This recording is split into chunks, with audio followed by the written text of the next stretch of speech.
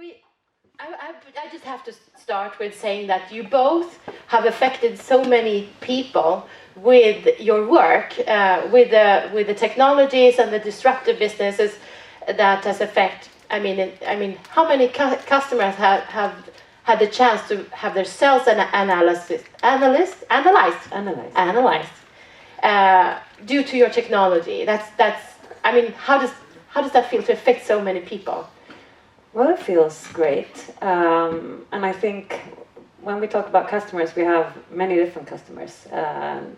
We have patients in the laboratory, and they are, of course, affected by the technology.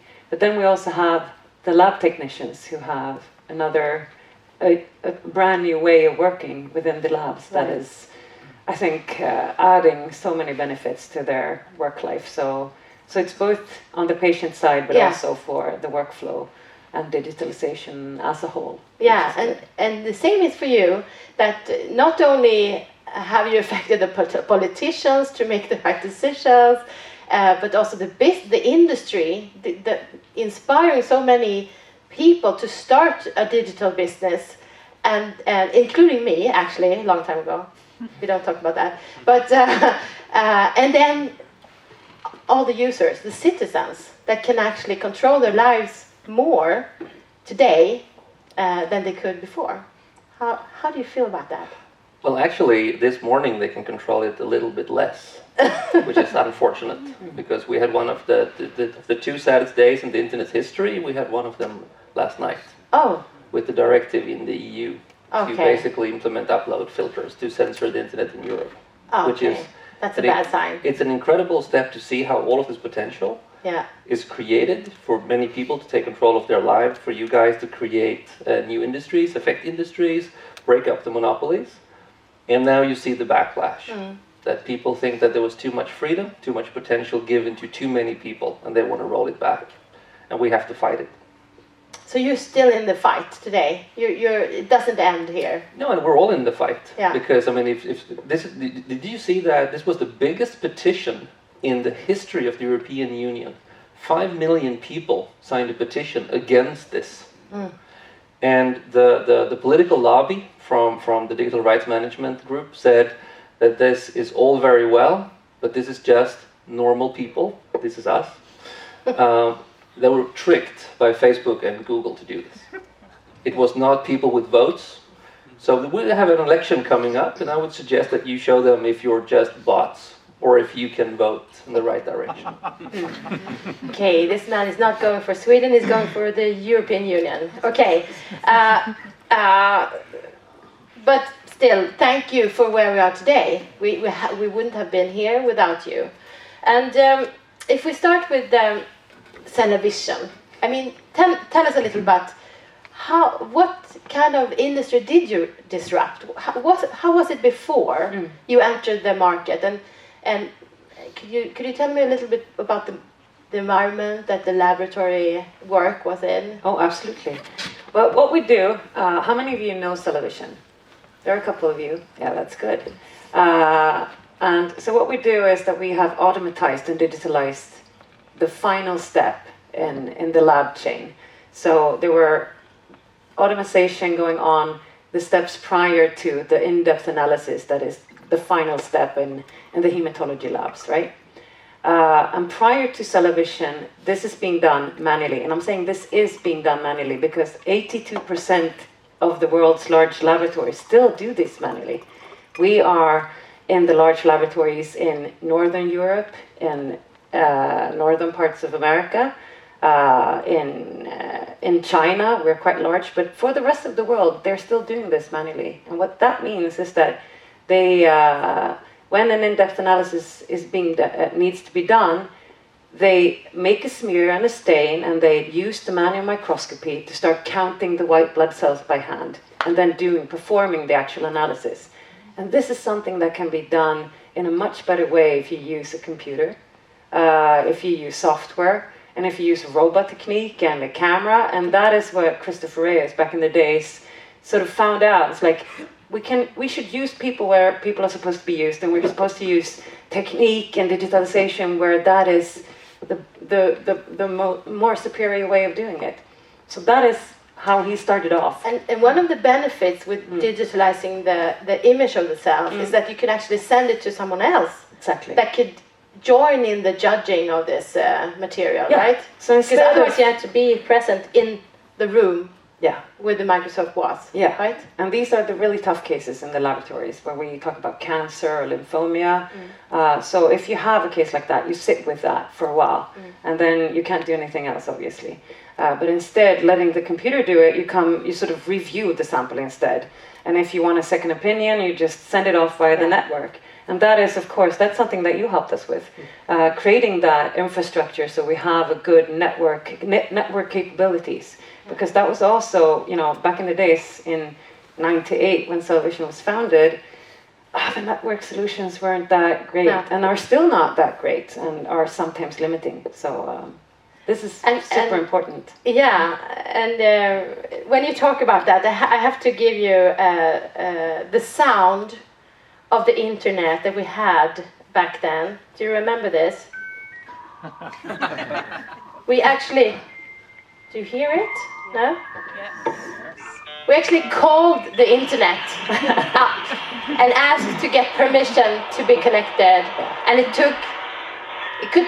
could go get coffee and get back. Yeah, and then you asked the internet if you can send high-resolution pictures, and it said no. No. It will take forever, and then you decide that you go in the microscope instead, right? So that has been it's a completely different world. Yeah. Completely different world that is hard to grasp today. But Christopher Rios and the early team, they saw this vision that this will be the future. I think what he saw was that he has an engineering background, and he decided to study medicine. So he ended up in the microscope himself, and he realized that by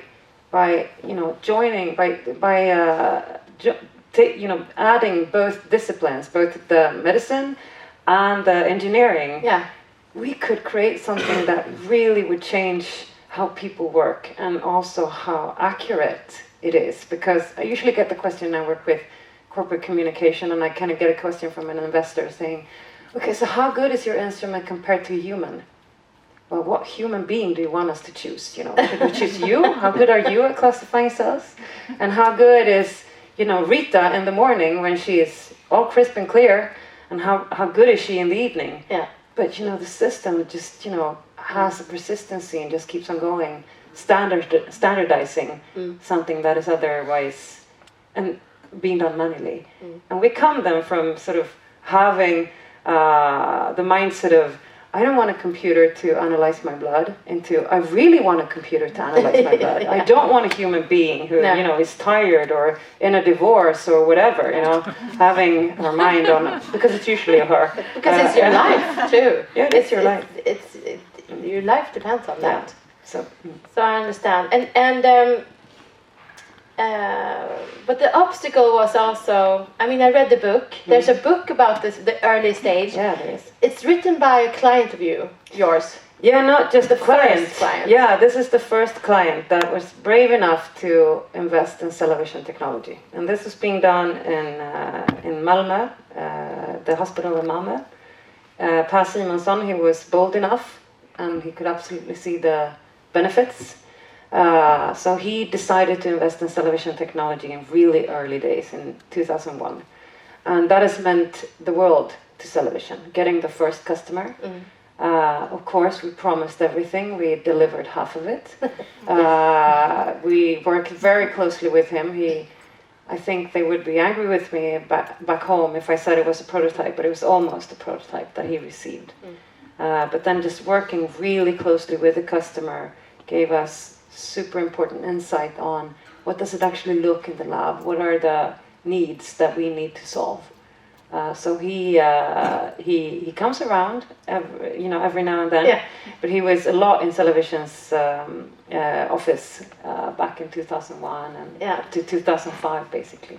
So now he decided to write a book, and this is not something that we ordered from him. No, he did this on his own. Yeah, and it's very personally written. Very personal. Yes. It's like a Shakespeare drama. Yeah. So you should read it. But what he says is also about power shift. It's not only a technology shift, and it's a power shift that if I am the one to judge and know how to judge these cells, I'm really important. But if I give away this power to a computer, who am I? What happens to my power? And I think that is also a psychological and human factor in not wanting to go to the disrupted business, because the power is shifting. Could you agree with that? I can absolutely agree. And so what we haven't fought it, because the lab technicians out there, they're like, yeah, well, why are we gonna invest in this? You'll only replace me. But then once they start working with it, Together they realize, together with it. Yeah. They realize that this is having a great effect, because they're not being replaced. No. They are reviewing rather than doing the hard work. They're letting the computer do the hard work, and they are then sort of still being the specialists. Yeah. But it is true, we don't need as many specialists, but that's also been a vulnerability out in the laboratories. If a lab technician is sick, well, you're simply going to have to wait. And if it's a child with leukemia, you definitely want to have that sample being handled. So, and about if you just pause there and we talk about the power shift, because I know that's one of your key flags, that there are people and industry players that do not want the power shift to happen. So how was it for you? I mean, when we were calling the internet up, and you had this vision of it could be done so much better. Where were you in this industry, and how did you understand that it has to be disrupted? Well, it was obvious that it was, and a lot of people knew that it was done in a completely wrong way. But people didn't act upon it because they were locked into these different dependencies. So we were actually working as so the very short story about it is that we started working on this in '93, and we were a parallel group outside of the Televerket management group. So they wanted to have somebody else that was not the line organization. They wanted somebody to compare what the line organization said was possible and not possible. Wait, 93, I sent my first email 94, so this was really in the beginning. Yeah, this was very early, and then the city of Stockholm in '94 decided they want to build a fiber optical network to everybody. We were part of the advisory team, and that is another piece of the puzzle. So we could see that it was done on the city level, and that worked. And then actually at the Sparta is where we built the first prototype, and it wasn't actually us. It was a couple of students that drilled a hole down to the institution below, and they pulled their own network. That was the first Ethernet to the home in the world. Did the university know? No. The university knew at the institution level on the technical side. So one guy knew, and then the real estate owner did not know when these. It was actually guys from LTH that came and drilled through the floor. So we knew it could be done, but then we got it to the Telia management board. It was Lars Berg was back then, and they were going to do it. They were going to replace all copper in Sweden with fiber because they were convinced by this plan that we built from '93 to '98. But then the politician came in and said the role of the Swedish Telecom is not to build fiber optical networks. It is to win the next election for the Social Democrats, because we're going to create a folkaktie. Yes, they sold out Telia at exactly this time. Exactly this time. And so the management said we're going to do it, and then the board said no. So we said then we're going to do it. And we were 2.5 people on a binder, and the Swedish Telecom were 50,000 people. So there was a little bit of a power disparity there. Yeah, you'd say. But what we did was, it was very easy, because we could read the strategic landscape. Our background is from military intelligence and military history and this kind of thing. So we could read the landscape. So we knew that there were very large players on the global level that also were frustrated that the telecom didn't invest. They just kept milking the old copper network. So we got Intel, the chip manufacturer, to do their first investment actually in Scandinavia into this startup with 2.5 people on a binder. And their first interview was very frank. This is the American way. So they said, are you stupid? I mean, interesting enough to take on these companies? These are the biggest companies in the world on turnover. They play very dirty. and they will be your enemies for life. So you are throwing away any career you had in that field, and you're out for good. Do you want to do that? And we said, of course. So we jumped on, and then. But stop here. Why? How? Why? Why didn't that stop you? What was it that you saw or wanted, or what was your drive? No, there's two things. Two things that I get very motivated about or frustrated about, which could be the same thing sometimes. Yeah. And that is the latent potential. If you see that this can be done, and this is what's being done, that is very, very irritating. And that is constant.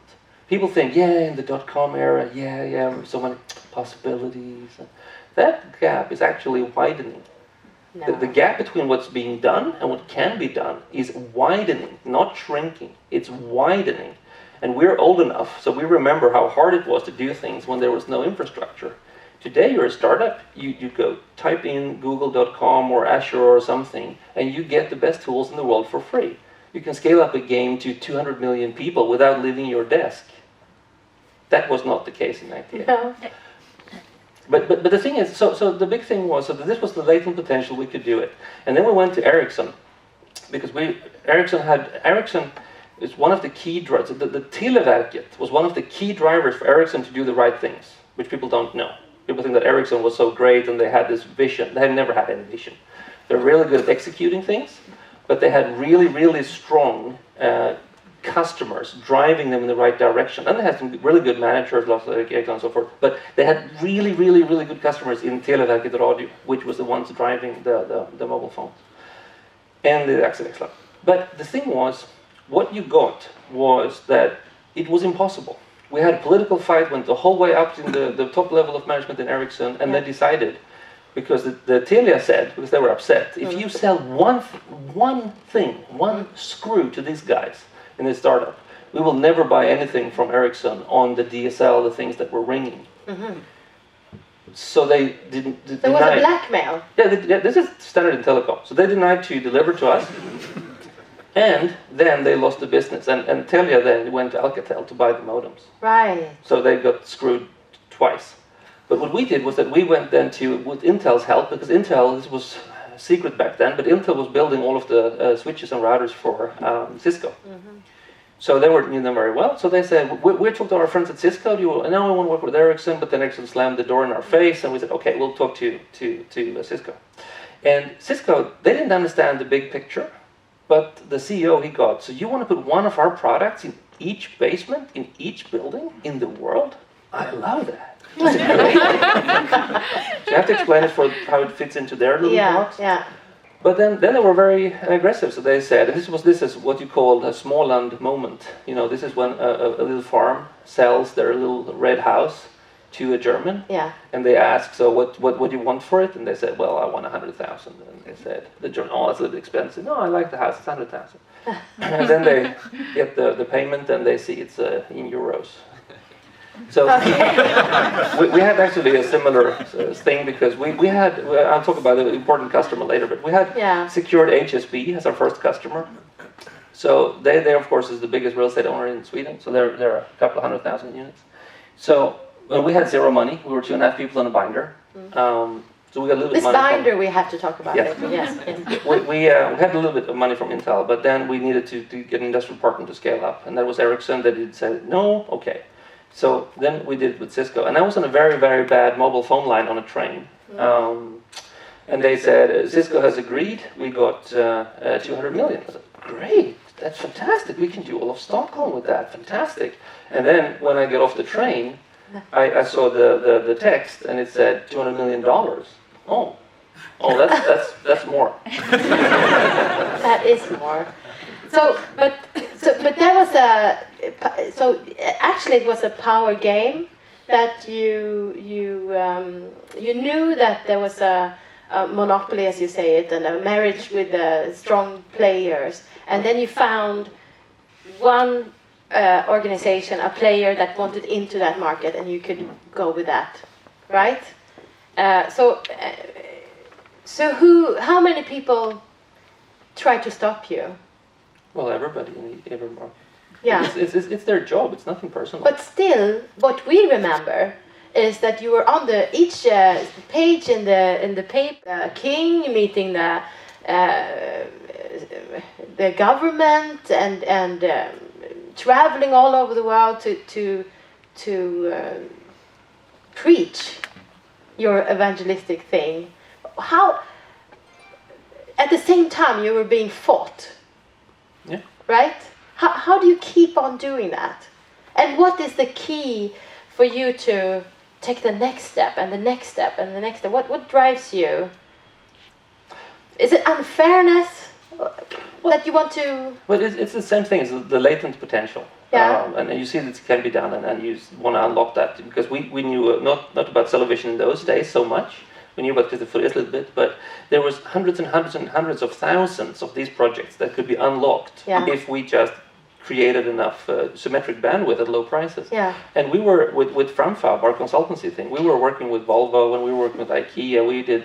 IKEA did Europe's largest e-commerce. We launched in 1999. Yeah. At that time, Jeff Bezos had only 2 investors, Yeah. his mom and dad. and he was still sitting, with his hand-painted sign. Yeah. And if we had got IKEA a little bit more on the train, we would probably have been able to for them to do what Amazon does, because we talked about the stores to be distribution points for other people's products. So you had the same vision as Amazon, talking about that with IKEA. Yeah, IKEA saw it also, but it was just not possible to execute. But what I mean is that we ourselves, every day, when we were trying to do this with the big industrial companies, building these solutions, we knew about the frustration. That internet is great, but it's when you combine it with the fiber optical network with unlimited capability of delivery, instantaneous, that is when you get the real paradigm shift. And that is what we wanted to unlock. And that gives you a lot of energy. But also when people fight you, basically, they wouldn't fight you if you weren't dangerous for them. So Right. the more they fight you, the more you're convinced that they see that you're right, and you just keep doing what you do, and then they will go away. So that's a learning. If they fight you, they think you're dangerous. So don't let that stop you. No. And you can't be loved by everyone, right? Do you have that feeling also at television that, okay, so everybody won't like us, but... Yeah, well, we are in a niche. So we've been fairly left alone for quite some time. But now as we grow, people get our eyes on us, definitely. I think maybe now you are in the exactly. danger zone. Yeah. For others. Just looking at, disruptiveness, when does it occur? Yeah. You can have that great innovation and the solution, but the disruptiveness really happens when you start to sort of get out there and you have a market share and something. Before that, it's words only. It can still be fantastic, but it's words. Yeah. And you have to prove your case, and you have to prove it over and over, and then all of a sudden you get the momentum. And I think that television is in that momentum now, and it's taken us 20 years. So that is also a learning. It takes a lot of time, and you have to be persistent, and you have to believe in what you do. And you have to have some great people who keep on telling you in your organization that we're going to keep on going, because you go up and down. Yeah, you do. You have to. Yeah, you have to. You have to. I was talking to another sharp mind that we had here, Jonas Birgersson. He's not here today, no? But he was talking about faith, even. Not only hope and drive, but some sort of faith that it has to happen. And in the end, he described it as, it's like I'm hanging from a rope. I have already jumped from the cliff, and I can't let go of the rope now, because that's going to be a disaster. So I just have to keep on clinging to the rope and just believing in that it's going to happen. Do you recognize this feeling? Well, I think you recognize that. Yeah, maybe. And I partly recognize that feeling, because we have different roles, I think, in different organizations. Yeah. You definitely need to have that one, who strongly believes. And we have many different characters in our organizations. We have the strong engineers who just, this is a perfect product. It should sell itself, What's not to love about this? Yeah. I mean, it's just so perfect. So we don't even have to market. You don't even have to market it, but we have to market it. We have to to tell the benefits, because you need that game changer out there. And that sort of, so you have then the faith in the product and the strength and the benefits and all of that. And that is, in television, that has been pretty much the same since we started. That innovation is still the strongest core, but then getting it out there. So what we see now is one core, of course, is innovation, definitely. But we go from having only the belief in the innovation, and the journey that we've taken is that, okay, well, market support and commercialization is just as important to get those growth figures, and that is, that's something also that you need to keep your eyes on. Not making it too complicated, just having a strategy and stick with it really strong, and making sure it pays off, and you get that confidence in the organization, and you keep on working. So exactly, because I always say that the path between your fantastic innovation and world market leadership, that goes through other things than the technology innovation. It's a lot about communication and people skills and growing. We're going to talk about that. We have left my manuscript as usual for a long time ago, but I just want to check that I'm not forgetting anything. So you both had the first big important customers, and that kind of made it worth it, or made it possible, right? If you how much is it worth to get that first customer? I mean, how is it a do or die thing? Of course it is. If you don't get any customers, what happens? But I mean, is the customer aware of how important they are? What would you say? What did Cisco and there were suppliers, but HSB was our first customer to Broadband-Jesus, and they were very strategic, because what we did was that, the sequence of events, we had the politician saying, sell Telia, Folkaktie, win the election. We said that's nonsense, and the management was so pissed, so we took our binder, the famous binder again, and we said, then we're going to do it ourselves. To be able to do that, we did a little bit of planning. So we talked to HSB, we got them on board, and then we sent one press release saying that we're going to sell 10 megabit symmetric for 200 kroners. And that was not taken out of thin air. That was the telecom budget of what every household was on average spending at that time. So we said, for what you're paying today, we're going to give you something that's incredibly much better. And then we sent that press release. And then, of course, the official response from Telia was, and we did a TV4 morning sofa thing with the technical director, and he said, this is impossible, this is a lie, this man has no credentials, this is just a hoax. And I was about to punch him on live television, because I knew the guy. And then afterwards, he's not very big either, so that's why I didn't punch him. But afterwards, he was so apologetic and saying, no, don't punch me. I did my Judas thing. I'm leaving Telia today. No. I only worked as long as I got onto the TV sofa. No. When I got off the TV sofa, I'm not working for Telia anymore. I sold you out. I did this. I'm ashamed of it. I got this and this and this perks. I'm leaving. I'm not going to live in Sweden anymore. Why? And I said, I forgive you as a person, but do you think that you have done your country a service? And he was not very, But he was also part of our plan. That's also why I didn't punch him. Because the next day we sent another press release, and HSB is going to deploy it national-wide. So we made a promise, and then we made somebody saying, we're gonna take that That was on. the plan. That was planned. And then Telia responded, and this was the first time in Hus Helge, as it was called, at headquarters of Telia, that people were running in the corridor. It was very funny. And they scrambled and they panicked, and then they said, we're going to do the same thing. Yeah. And by the way, we invented it.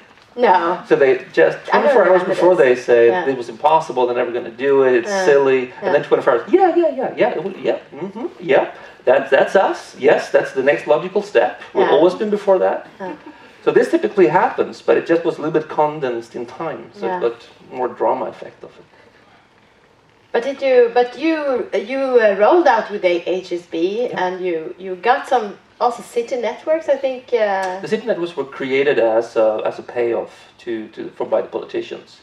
So because when we and other people said, if you list Telia as a service provider on the stock exchange, that's great. Just do that, no problem.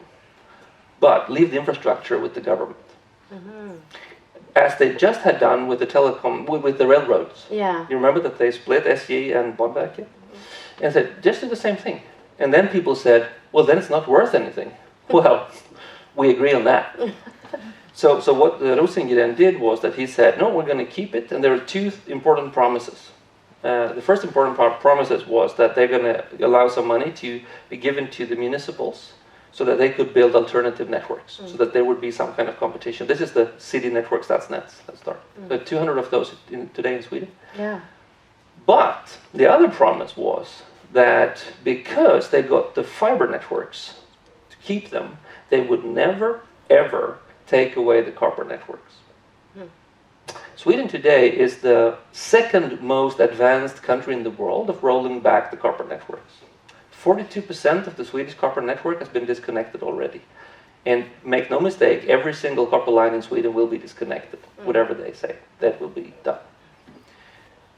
So there was no going back.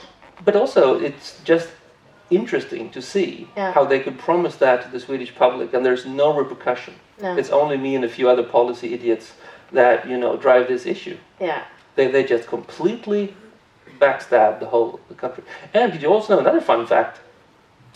Already today, the operators are rolling back 3G networks.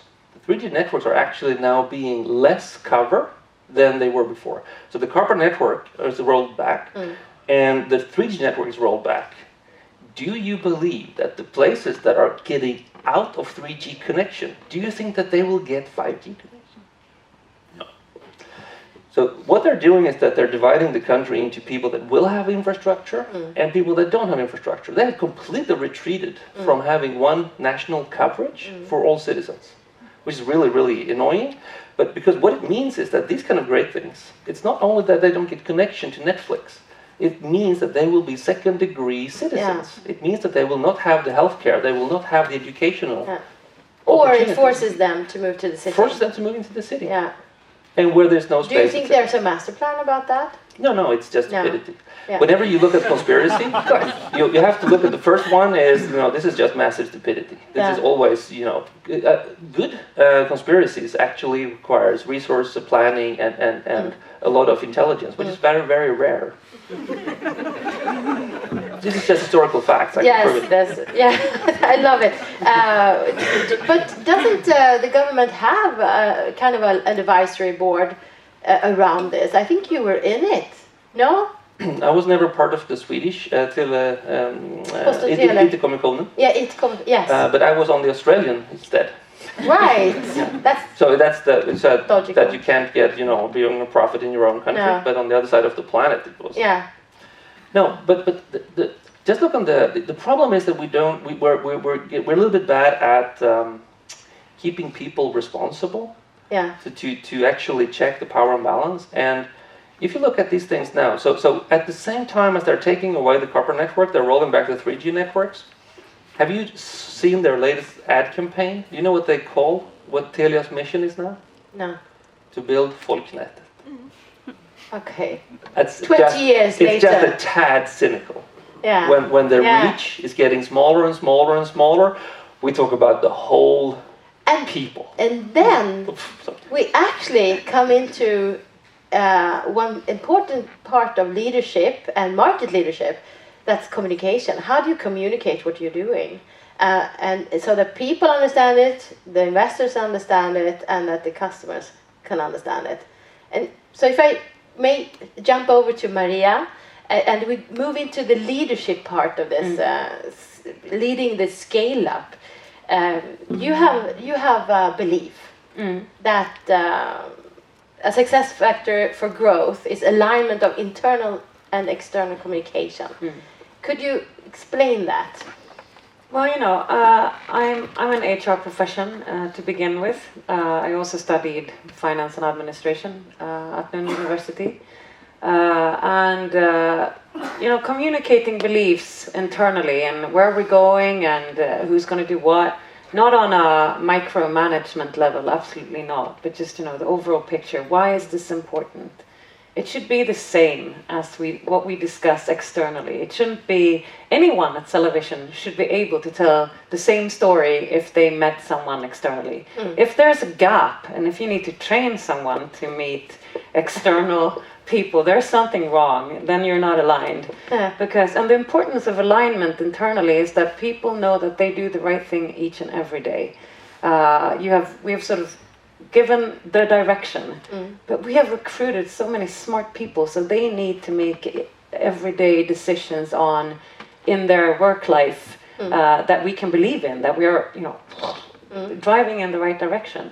So I think that is the most important factor. But where was the company when you joined? Because you joined 10 years ago. Yeah. If you describe the organizational and management and communication situation that you entered, and what have you done through these 10 years that have really been good? That perspective is super important. I haven't really completed mine yet. I started off 10 years ago, and Celevision was a very good firm, good company to join. Having the humbleness that you usually find in engineering companies that, we have nothing, we don't have a good organization, we have the luck of having some fairly good people around, and they were all excellent, and I think that's the main core. They had managed to recruit some really smart people. We talked about smart before. But they had done that and put a lot of given them a lot of freedom. And then so when I joined, Yvonne Mårtensson was the CEO at the time, and she'd been there through basically the entire journey. She joined the company. She took over after Christopher Reyes, and she had joined the company. She came in with a strong marketing background and also being an engineer. So she sort of understood the innovation, which was absolutely crucial in order to sort of get the confidence from everyone else, and I think that's important. And then she kept a really nice company in place. She has a Swiss background, and you could definitely have that sense. It was we followed it carefully, and I think that was also important. So a lot of confidence was put in her that she was the captain. She was the strong captain. But I also read the book that every Christmas, before you came along, every Christmas there was a money crisis. So, absolutely. So and there was continuous money crisis, even when I joined. And I came from large companies before, and where one large company that hasn't developed that well up here, sadly. And that was also in a crisis situation when I left that company. But that had been going on for 10 years. I was sort of used to the lingo that, we're not doing so well. And then when I joined Celevision, it's like, we're not doing so well after when I'd been there for like 2 months. So could you please, make a list and we could discuss on, what should we do? What? No, where I come from, companies cannot be doing so well for ages before you actually... before you actually hurt. But in this case, it's like months. And I think that's also important. We've sort of kept that. That sounds awful, but it's also good to stay close to the money that you have, not getting too far from it. Like this is what we cost, and we want to get here. So everyone should keep it tight, working, making the right decisions. And I think that has also triggered us, and we still have that. It's also part of our entrepreneurial sense, I believe. You talk about both alignment, which I think that many entrepreneurs hate. Or if you're a startup, it's nice and cozy, and it's your friends, and you have a constant meeting, and everybody knows what everybody's doing. And then suddenly you start to grow. You have the more customers or the more deliveries that you need to do. You need to get into a form of a structure.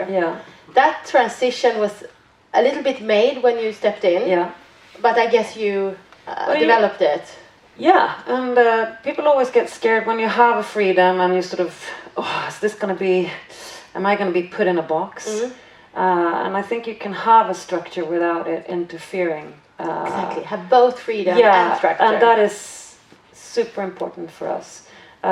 We still have We still have the first employees that we recruited from LTH. Yeah. They're still in the game, and they still feel at home, and they still feel that they're getting appreciated for what they deliver. Yeah. What do I deliver? Is my work important? Yes, it is. And as long as they can answer yes, it is, and it's not getting too. I mean, I'm supposed to build a organization in a way that it's light-footed anyway. Yeah. And if I fail at that, I would definitely see it in turnover in personnel, which would be devastating.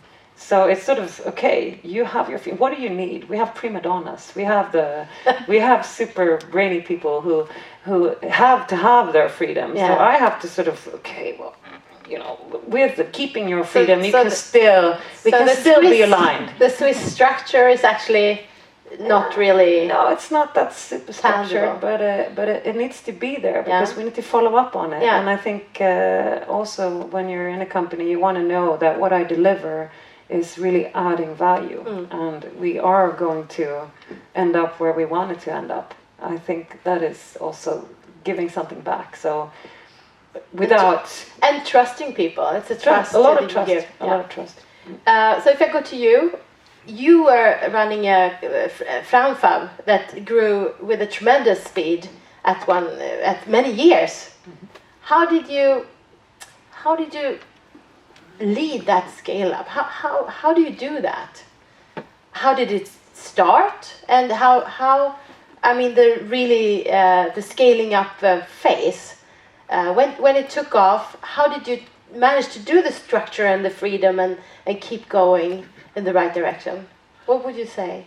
Leadership skills or Yeah, and we had some tricks? No, we had some training. I mean, leadership is not it's not theoretically hard. It's just a very practical skill.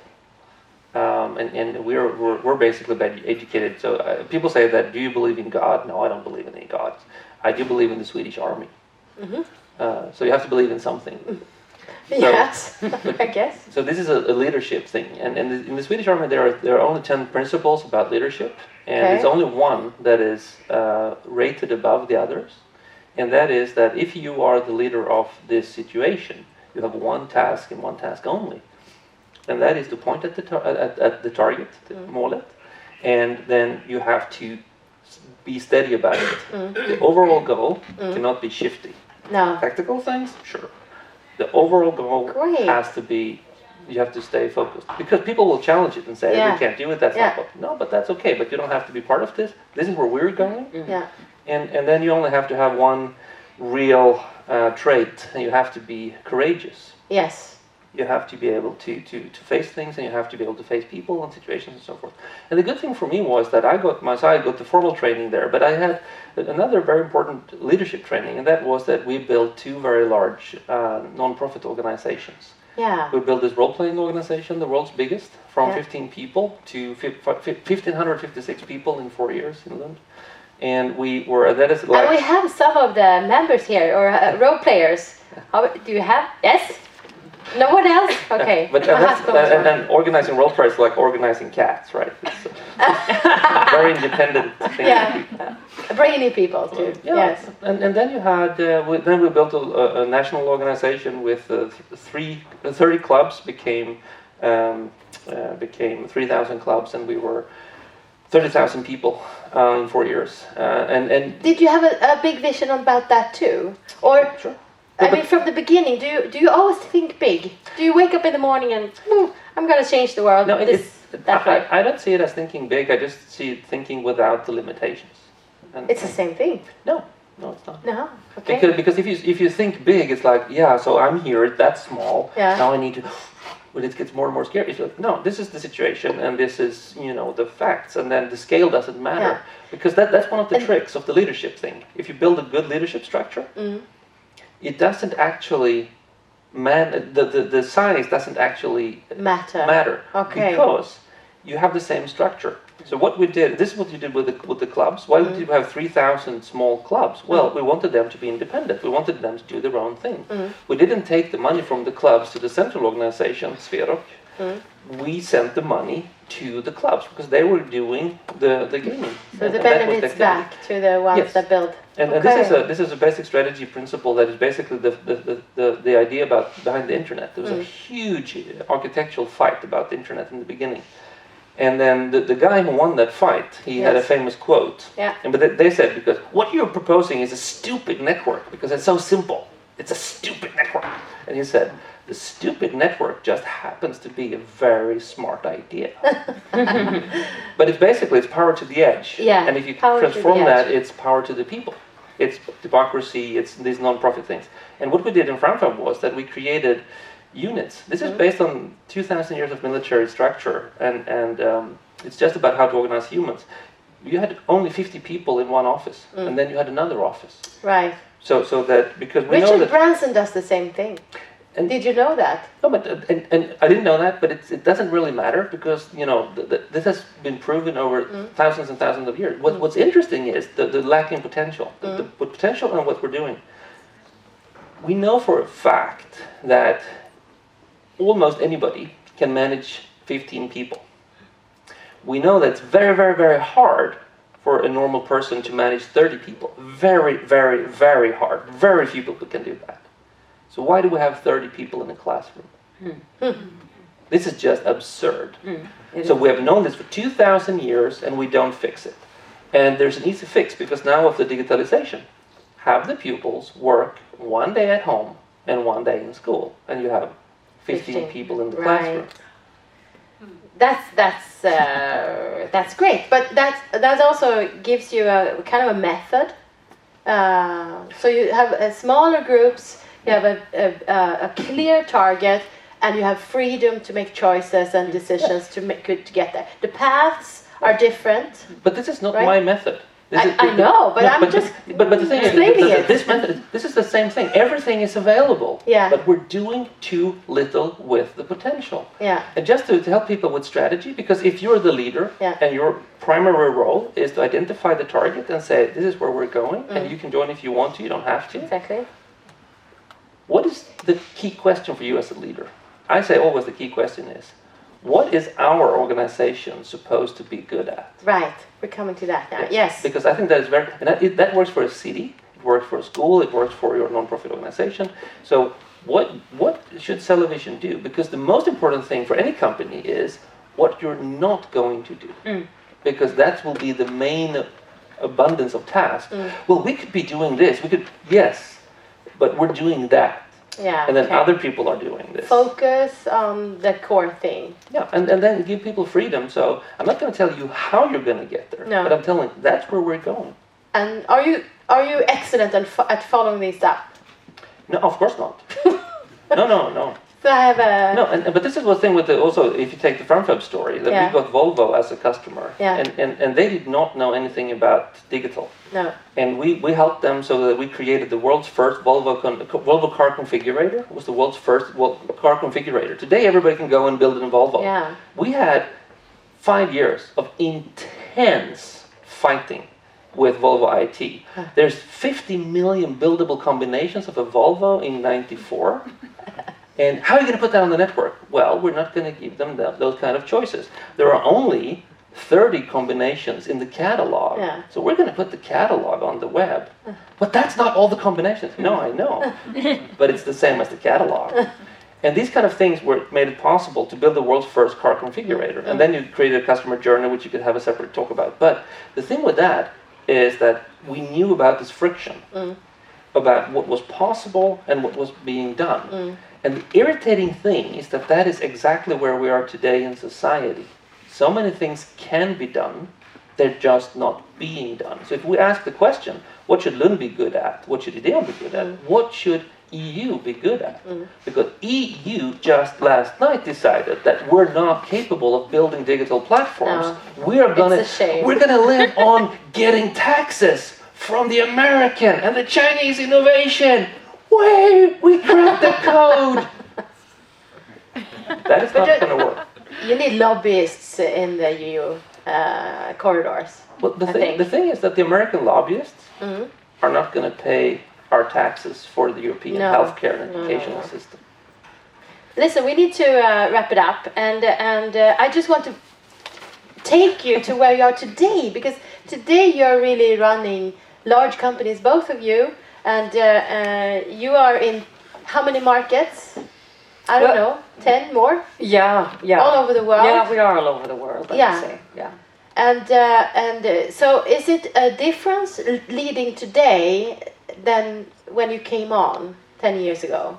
Yeah, it is different. We've had a journey in keeping the focus, not only in product development, but also in how should we penetrate, and that systematic way of going about things, really having a strong focus.